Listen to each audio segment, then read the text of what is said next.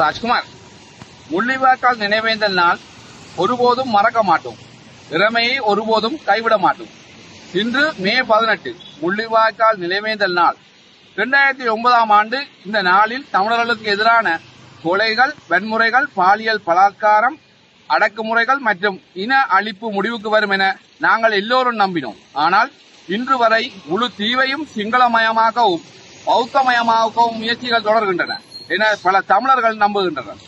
இந்த நாளில் உயிரிழந்த 1,46,000 தமிழ் மக்களின் நினைவுகளை நாம் வணங்குகிறோம். எதிர்காலத்தில் தமிழர்கள் அமைதி, சுதந்திரம் மற்றும் அரசியல் கண்ணியத்துடன் வாழ வேண்டும் என்ற நம்பிக்கை, தைரியம் மற்றும் தியாக உணர்வை அவர்கள் தம்முடன் எடுத்துச் சென்றனர். வவுனியா ஏனையின் வீதியோரத்தில் அமைந்துள்ள எங்கள் போராட்ட கூடத்தில் தொடர்ந்து 3,375 நாட்கள் நாங்கள் போராடி வருகிறோம். எங்கள் காணாமலாக்கப்பட்ட பிள்ளைகளை கண்டுபிடிக்கவும், தமிழ் இறைமையை மீட்டெடுக்கவும் குறிப்பாக ஐரோப்பிய ஒன்றியம் மற்றும் அமெரிக்கா உள்ளிட்ட சர்வதேச சமுத்திரம் தொடர்ந்து கோரிக்கையை விடுத்து வருகிறோம். டைலிட்டி விகாரை போன்ற பௌத்த அடையாள கட்டமைப்புக்குள் உள்ளூர் தமிழ் மக்களிடையே கடுமையான எதிர்ப்பை உருவாகின்றன. தமிழ் மக்கள் விரும்பாத இடங்களில் கலாச்சார மற்றும் மத அடையாளங்கள் திணிக்கப்படுகின்றன என பலர் உணர்கின்றனர். இதுபோன்ற பிரச்சனைகள் வெடுக்கினாரி, நாவக்குழி மற்றும் வடக்கு கிழக்கில் பல பகுதிகளில் நடைபெற்று வருகின்றன. இவ்வாறான நிலைமைகள் உருவாக காரணம் பலவீனமான மற்றும் பிளவுபட்ட தமிழ் அரசியல் தலைமைகளே என பல தமிழர்கள் கருதுகின்றனர். தமிழ் அரசியல் தலைவர்கள் தமிழ் மக்களின் வரலாற்று, கலாச்சாரம் மற்றும் அரசியல் உரிமைகளை பாதுகாக்க உறுதியான நிலைப்பாட்டுடன் இருக்க வேண்டும். வரலாற்றில் சிங்கள மக்கள் வாழாத பகுதிகளில் சிங்கள பௌத்த அடையாளங்கள் நிறுவப்படுவதை பல தமிழர்கள் எதிர்க்கின்றனர்.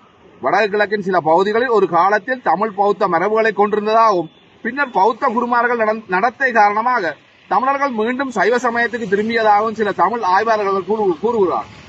தமிழ் மக்களின் அரசியல் கண்ணியம், பாதுகாப்பு மற்றும் தன்னாட்சி உரிமைகளை அங்கீகரிக்கும் சர்வதேச தலையீடே நீடித்த தீர்வு என பல தமிழர்கள் நம்புகின்றனர். உலகம் முழுவதும் வாழும் தமிழர்கள் தங்கள் வரலாற்று தாயகத்தையும், மொழியையும், கலாச்சாரத்தையும் அமைதியான முறையில் பாதுகாத்து முன்னெடுக்க வேண்டும். அதே நேரத்தில் வரலாற்று உண்மைகளை நேர்மையாகவும் பொறுப்புடனும் கவனமாகவும் பேசப்பட வேண்டும் என பேச வேண்டும். கௌதம புத்தர் அவர்கள் நேரடியாக இலங்கைக்கு வந்தார் என்பதை உறுதிப்படுத்தும் சமகால வரலாற்று ஆதாரங்கள் இதுவரை பொதுவாக ஏற்றுக்கொள்ளப்படவில்லை. அதேபோல் மகாவம்சத்தில் இடம்பெறும் இளவரசர் விஜயன் தொடர்பான வரலாற்று கூறுகள் உட்பட பல பகுதிகள் வரலாற்று உண்மையை காட்டிலும் புராண மற்றும் காவிய அம்சங்களை கொண்டதாக பல வரலாற்று ஆசிரியர்கள் மற்றும் ஆய்வாளர்கள் கருதப்படுகின்றனர்.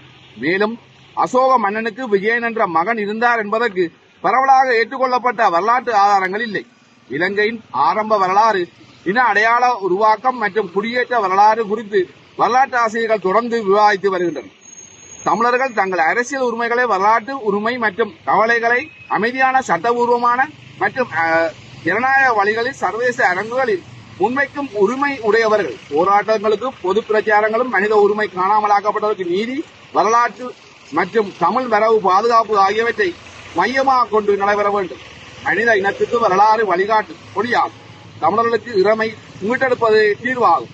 எங்கள் வரலாறு, எங்கள் தாயகம், எங்கள் இழந்த இறைமை குறித்து ஜெனீவாவிலும், ஐரோப்பாவிலும், ஆஸ்திரேலியாவிலும், கனடாவிலும், அமெரிக்காவிலும், குறிப்பாக ஈழத்திலேயும் அனைவரும் பேச வேண்டும். உலக தலைநகரங்களில் தமிழர்கள் பதாதைகள் ஏந்தி போராடும் போது எங்கள் வரலாறு, தமிழர் தேசியம், அடையாளம் மற்றும் எங்கள் இழந்த இறைமையை மீட்டெடுக்க வேண்டிய அவசியம் ஆகியவற்றை உலகுக்கு தெளிவாக எடுத்துரைக்க வேண்டும். வரலாற்று உணர்வில்லாத ஒரு மக்கள் அமைதியாக்கப்படலாம். ஆனால் தங்கள் இறைமையை நினைவில் வைத்திருக்கும் மக்கள் மீண்டும் கண்ணியத்துடன், அரசியல் வலிமையுடனும் எழுந்து நிற்க முடியும். நன்றி.